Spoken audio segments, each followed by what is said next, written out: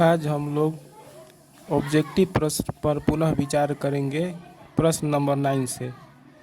पिछले के वीडियो में मैंने प्रश्न 8 तक आप लोगों को ऑब्जेक्टिव प्रश्नों के बारे में समझाया था। आज 9वां प्रश्न मैं बता रहा हूँ।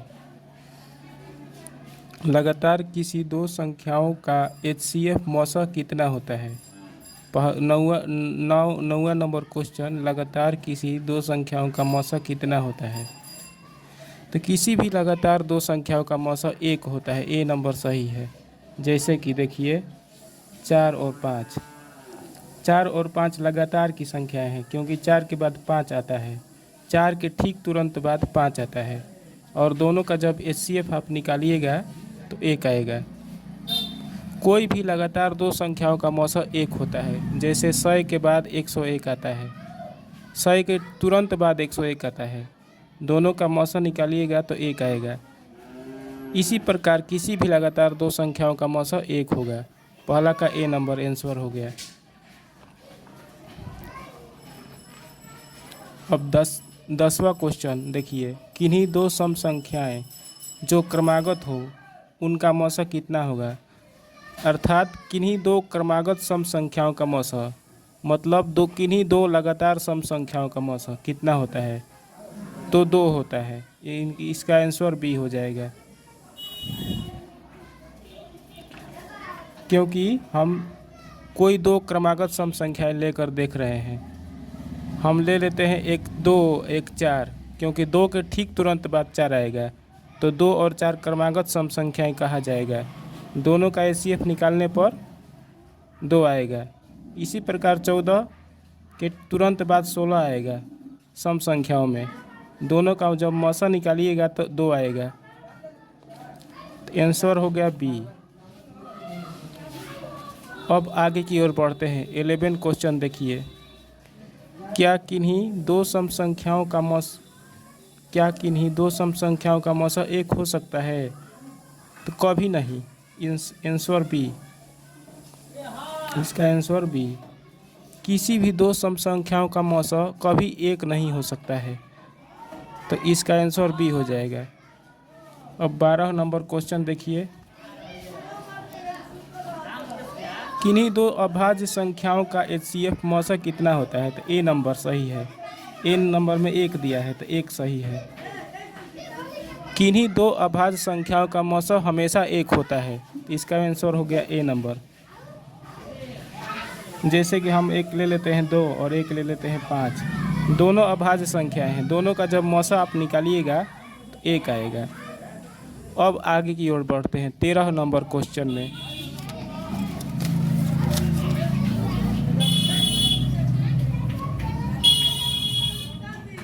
क्वेश्चन नंबर 13 पर विचार करिए। किसी सम एवं किसी विषम संख्याओं का मौसा होता है। किसी सम एवं किसी विषम संख्याओं का मौसा होता है। ए नंबर में दिया है 1, बी नंबर में दिया है 2, सी नंबर में कुछ भी हो सकता है, डी नंबर में इनमें से कोई नहीं। तो क्वेश्चन कह रहा है किसी सम और किसी विषम संख्याओं का मौसा कितना हो सकता है। एक हम ले लेते हैं सम संख्या। सम संख्या में हम ले लेते हैं 100। एक ले लेते हैं हम विषम संख्या।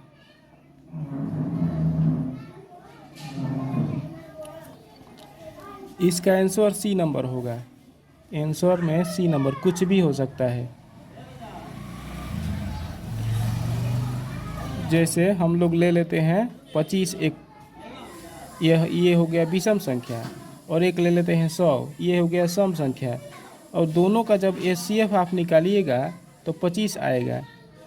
इसी प्रकार सम और विषम का जब अलग अलग सम और विषम संख्याओं लेकर आप HCF निकालिएगा तो अलग अलग संख्याएं आएगी। तो कुछ भी हो सकता है। सी नंबर सही है। क्वेश्चन नंबर 14 देखिए, निम्न में कौन सा युग्म सह अभाज्य है। तो मैंने आपको सह अभाज्य का डिफिनीशन बताया था कि यदि किसी दो संख्याओं का HCF निकालने पर 1 आए तो दोनों संख्याएं सह अभाज्य कही जाती हैं। तो ए नंबर का HCF जब आप निकालिएगा तो 1 आएगा। तो इसका आंसर होगा ए नंबर, क्योंकि HCF 2 और 5, 2 और 5 दोनों का जब HCF आप निकालिएगा तो 1 आएगा, क्योंकि दोनों अभाज्य संख्या है तो दोनों का HCF हर हालत में 1 ही आएगा। लेकिन बी नंबर, जब बी नंबर का आप HCF निकालिएगा मौसा, तो दोनों का जब मौसा आप निकालिएगा तो इसका मौसा 10 आएगा, तो बी नंबर आंसर हमारा नहीं होगा क्योंकि मौसा 10 आ रहा है। ए नंबर हमारा आंसर होगा क्योंकि मौसा निकालने पर 1 आ रहा है। तो मौसा जब 1 आता है तब सह अभाज्य कही जाती है, तो ए नंबर हमारा सही है। सी नंबर का मौसा 4 आएगा, सी नंबर गलत है। डी नंबर का मौसा 5 आएगा, डी नंबर भी गलत है। मौसा 1 आना चाहिए, ए नंबर सही है। क्वेश्चन नंबर 15 देखते हैं हम लोग। निम्न में कौन शांत दशमलव संख्या है? ए नंबर देखिए, ए नंबर 11/20 दिया है। 11 ऊपर नीचे कटा कर देखेंगे, नहीं कटेगा तब आगे बढ़ेंगे। ऊपर नीचे नहीं कट रहा है तब आगे की ओर बढ़ेंगे। तो 20 का गुणनखंड जब हम लोग करेंगे 2 × 2 × 5, 11 बटे में 2 के पावर 2 × 5 के पावर 1, नीचे 2 × 5 के फॉर्म में आ रहा है, अतः यह शांत दशमलव संख्या है। इसका नीचे देखते हैं तो 13 आ रहा है। 13 को हम लोग इसके फॉर्म में नहीं लिख सकते हैं, 2 × 5 के फॉर्म में, अतः बी नंबर शांत दशमलव नहीं है। इसी प्रकार सी नंबर को हल करिएगा तो सी नंबर भी शांत दशमलव नहीं है, डी नंबर भी शांत दशमलव नहीं है क्योंकि इसके फॉर्म में नहीं आएगा।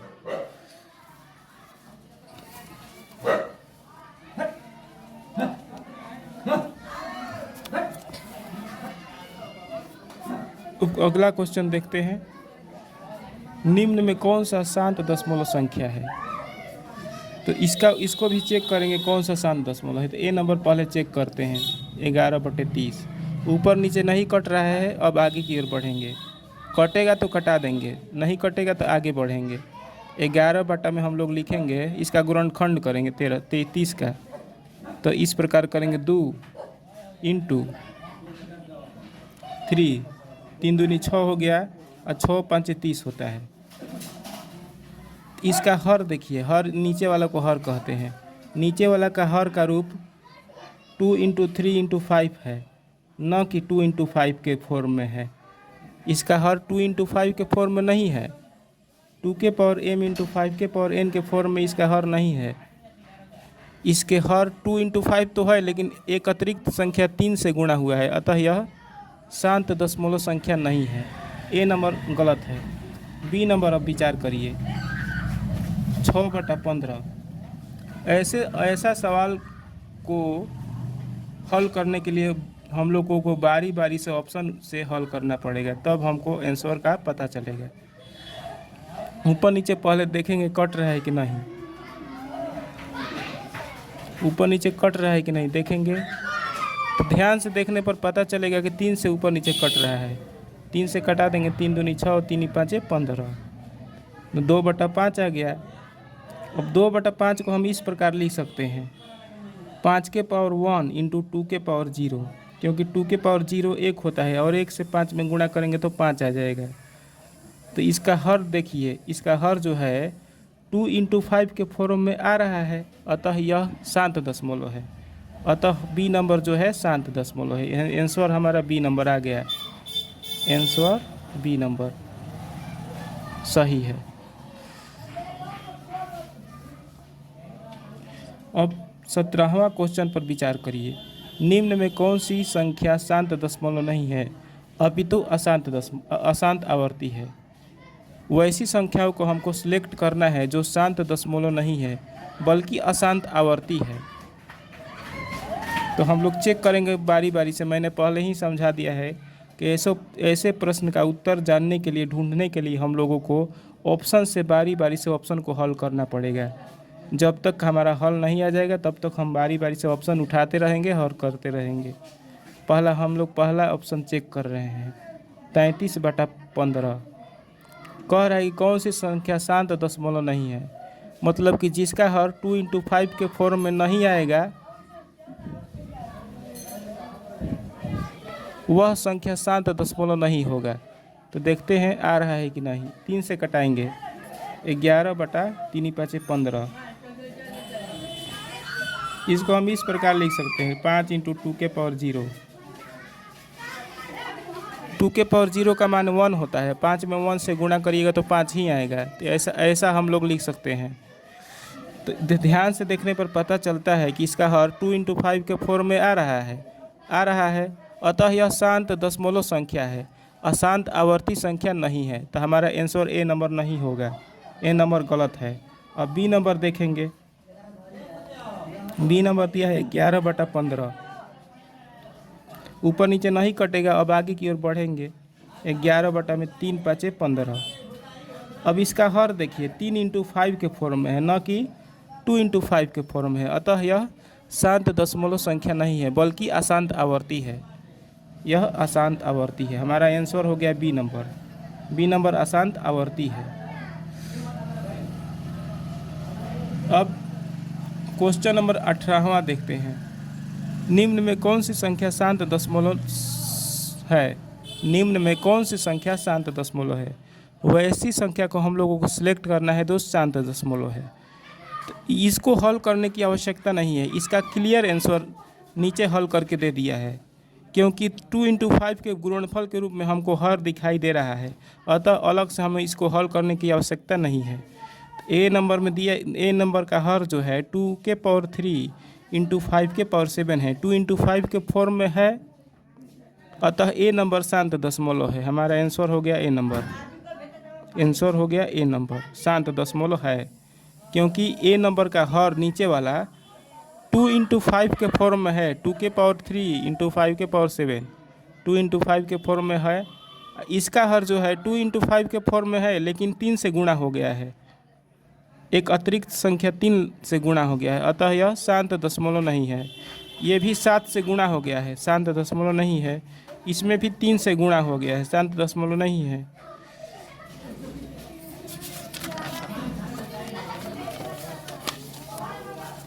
अब हम लोग 19वां क्वेश्चन देखते हैं। निम्न में कौन सी संख्या शांत दशमलव संख्या नहीं है, वरन अशांत आवर्ती है? वैसी संख्या को हमको चुनना है जो शांत दशमलव नहीं है, बल्कि अशांत आवर्ती संख्या है।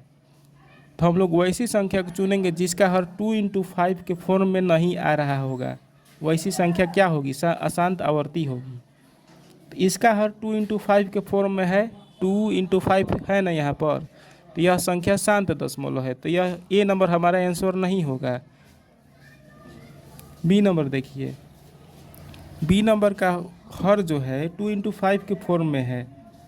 2 × 5 के फॉर्म है। बी नंबर भी आंसर नहीं होगा, क्योंकि हमको बताना है कि कौन सी संख्या शांत दशमलव नहीं है। तो यह संख्या शांत दशमलव है, इसलिए बी नंबर आंसर नहीं होगा। सी नंबर का फॉर्म भी, हर का फॉर्म भी 2 × 5 के फॉर्म में है। सी नंबर भी आंसर नहीं होगा। डी नंबर का हर नीचे वाला 2 × 5 के फॉर्म में है, लेकिन एक अतिरिक्त संख्या 3 से गुणा हो गया है। अतः 2 × 5 के फॉर्म में ये इसका हर नहीं है। अतः डी नंबर हमारा आंसर होगा। डी नंबर जो है अशांत आवर्ती संख्या है। आंसर होगा डी नंबर।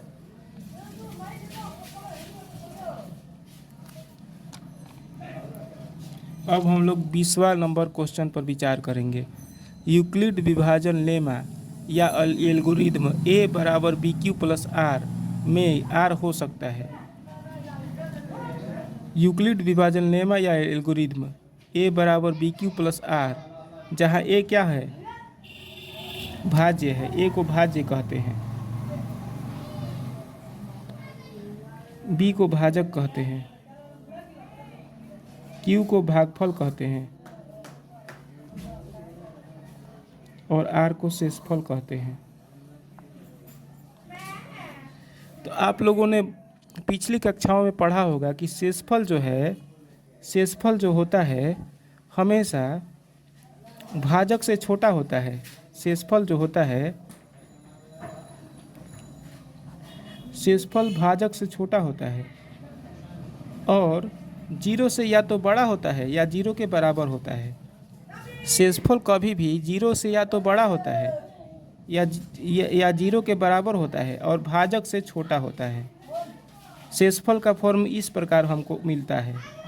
अगर हम लोग ध्यान से विचार करेंगे तो, जैसे मैं अब एक उदाहरण द्वारा आपको समझा रहा हूँ, ध्यान से देखिएगा। मान लीजिए कि हमको 5 में 4 से भाग करना है, तो 5 हमारा हो गया भाजक है, ये संख्या हो गया भाज्य 5। जो भाग अब करके देख रहे हैं कितना बार में जाएगा, एक बार में 5 से 4 घट गया, शेषफल 1 आ गया, तो ये हमारा हो गया शेषफल, ये हो गया भागफल। तो देखिए यह सूत्र संतुष्ट हो रहा है कि नहीं, देख कर चेक कर लीजिए आप लोग। शेषफल 1 है तो शेषफल को बीच में लिखेंगे। अब देखेंगे भाजक से छोटा है कि नहीं, भाजक इसको कहते हैं, 4 भाजक है तो 4 से 1 छोटा है कि नहीं, 1 छोटा है ना, तो 4 यहाँ पर लिख देंगे, 4 से 1 छोटा है। और ध्यान से देखिए शेषफल 1 आ रहा है, मतलब कि 0 से बड़ा है। इस प्रकार एक अन्य उदाहरण लेंगे, 2 4 2 बार में कट जाएगा, शेषफल 0। तो यहाँ पर शेषफल 0 आ गया है, यानी कि शेषफल 0 से बराबर भी हो सकता है। अतः अब देखिए शेषफल के जगह पर हम लोग आर, यहाँ पर शेषफल लिखा जाता है, तो आर हो गया शेषफल। तो आर भाजक से छोटा होता है, तो भाजक हमारा है, भाजक है बी, तो बी से छोटा हो जाएगा आर, और 0 से बड़ा या बराबर होगा। तो हमारा देखिए ए नंबर में है, भाजक से शेषफल छोटा है और 0 से बड़ा या और बराबर है, तो ए नंबर सही है हमारा।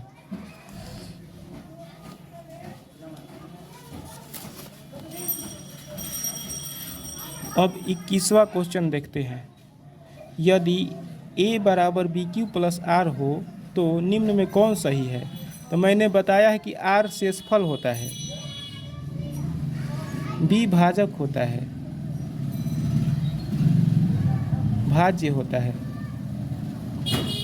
तो मैंने आपको यह बताया है कि शेषफल जो है भाजक से छोटा होता है, भाजक को हमने माना है बी, शेषफल को हमने माना है आर।